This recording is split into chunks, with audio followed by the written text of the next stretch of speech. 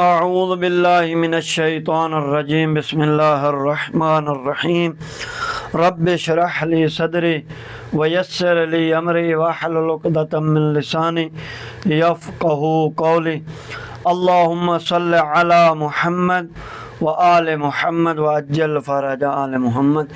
انشاءاللہ میرے سامعین محترم آپ خیریت سے ہوں گے۔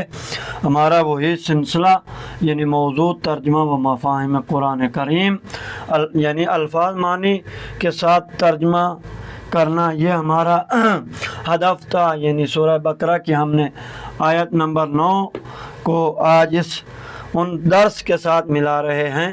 تو آئیں پہلے آیت کو پڑھتے ہیں۔ یخادعون اللہ والذین آمنوا وما یخدعون الا انفسهم وما یشعرون۔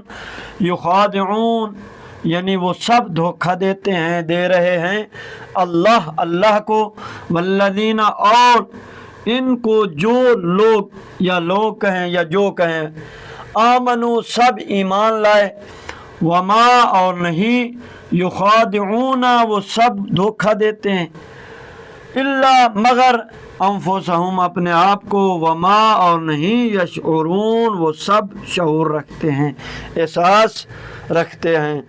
تو لہذا اب محاورہ ترجمہ یعنی خدا اور اہل ایمان کو دھوکہ دے رہے ہیں، حالانکہ وہ خود اپنے سوا کسی کو دھوکہ نہیں دیتے، مگر انہیں اس کا احساس نہیں ہے، انہیں شعور نہیں ہے، انہیں اس چیز کا شعور نہیں ہے۔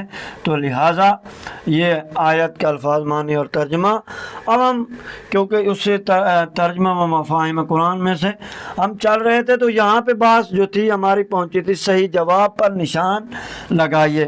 پہلی مشق ہے، اس کا پہلا پوائنٹ کیا ہے؟ الف لفظ کے اعتبار سے کون سا معنی صحیح ہے؟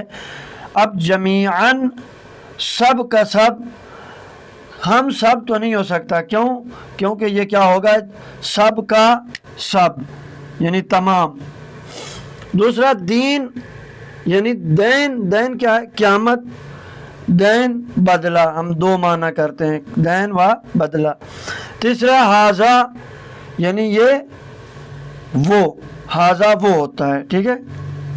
اور ملک یعنی زمین، دوسرا کیا کیا ہے؟ حکمرانی۔ یہاں پہ ملک ہے، حکمرانی ہوگا، لہذا ہم کیا ترجمہ کریں گے؟ اس کو ٹیک یہ لگائیں گے، الذین، الف جو لوگ، جو چیز، لہذا ہم کس پہ ٹیک لگائیں گے؟ جو لوگ۔ تو یہ ہمارا آج کا درس تھا۔ والسلام ورحمۃ اللہ وبرکاتہ۔ اللہم صلی علی محمد وآل محمد وعجل فرج